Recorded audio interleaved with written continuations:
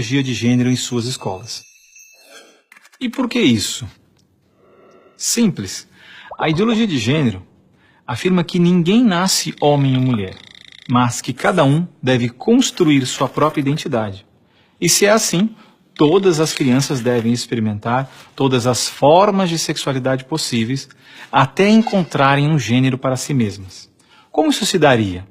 Através de materiais didáticos e uma nova pedagogia voltada para a desconstrução sexual. Sim, ideias têm consequências, e as consequências da ideologia de gênero promovem exatamente esta confusão, fazendo nossas crianças duvidarem de si mesmas na sala de aula, ambiente onde os pais estão cada vez mais ausentes e onde as crianças estão em fase de natural imaturidade e questionamento. O que muitos escondem é que existe uma verdadeira indústria do gênero por trás de toda essa confusão e que está organizada para destruir nossas famílias.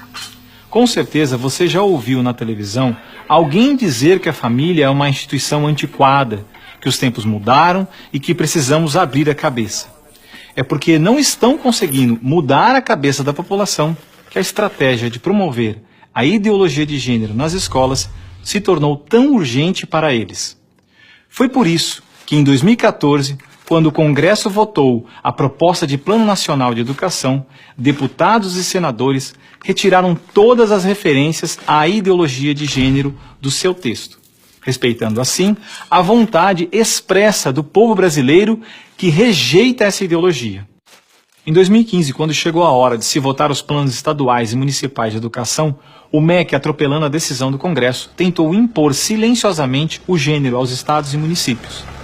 Depois que o gênero já havia sido rejeitado pelo Congresso, por meio da Segunda Conferência Nacional de Educação, o CONAE 2014, o MEC produziu um documento que depois seria transmitido a todos os estados e municípios, definindo a questão do gênero como diretriz educativa, e ainda por cima, como se tivesse sido aprovado pelos deputados e senadores. A trapaça se encontra em inúmeras páginas do documento. Vamos dar apenas alguns exemplos. Na página 25, o MEC afirmava que a União, os estados e os municípios deveriam promover a diversidade de gênero. Veja, não estão falando em respeitar a diversidade de gênero, mas sim em promovê-la.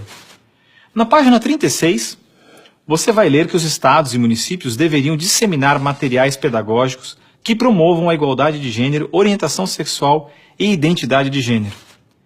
Na página 41, que estados e municípios deveriam desenvolver, garantir e executar anualmente nos sistemas de ensino fóruns de gênero. Na página 92, que estados e municípios deveriam ampliar os programas de formação dos professores sobre gênero, diversidade e orientação sexual. Mas vejam, assim como eu, milhares de pais e professores lutaram democraticamente contra o documento em nossas câmaras municipais. O movimento foi histórico e disse não a essa fraude. Cidade a cidade, a ideologia de gênero foi rejeitada dos planos de educação de quase todos os 6.000 municípios brasileiros. Era de se esperar que após essa imensa pressão popular, o governo desistisse dessa ideia de introduzir à força o ensino da ideologia de gênero nas escolas do Brasil.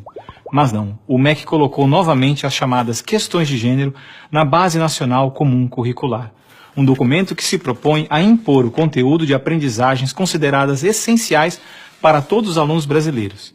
Se for aprovada, a base deverá ser implementada por todas as escolas do Brasil, não só na rede pública, mas também na rede privada. Na prática, o documento propõe os seguintes absurdos nas nossas escolas. Na página 159, está escrito que o professor de artes deve desenvolver as aulas discutindo experiências corporais, pessoais e coletivas, de modo a problematizar questões de gênero e corpo. Na página 165, se volta a dizer que o professor de artes deve refletir sobre as experiências pessoais e coletivas desenvolvidas em aula ou vivenciadas em outros contextos, de modo a problematizar questões de gênero, corpo e sexualidade. Na página 305, se estabelece que na área de ciências humanas, a diversidade de gênero deve ganhar especial destaque. E não para por aí. Na página 351, se estabelece que o professor de História coloque em destaque as temáticas voltadas para as questões de gênero. Na página 378, se estabelece que o professor de História trabalhe em aulas questões de gênero, anarquismo e protagonismo feminino. mostrando as transformações ocorridas no debate sobre as questões de gênero no Brasil durante o século XX. Vocês estão vendo? A ideologia de gênero está presente no documento, é explícito. E o governo brasileiro demonstra com isso ignorar a vontade popular. Se a base for aprovada, terá valor de lei e será obrigatória. A ideologia de gênero será imposta de forma autoritária como a única moral permitida, quer os pais queiram ou não. Mas o que diz a nossa Constituição? Diz que a educação é dever do Estado e da família, e que o Estado deve criar todos os meios legais necessários que garantam à família a possibilidade de se defender contra qualquer programa, prática ou propaganda que contrarie o respeito aos valores da família. E ainda mais, o artigo 26 da Declaração Universal de Direitos Humanos diz que os pais têm prioridade de direito na escolha do tipo de educação que será ministrada a seus filhos. Não vamos aceitar a imposição deste absurdo sobre os nossos filhos. O governo pretende aprovar a Base Nacional Comum Curricular ainda este ano de 2017.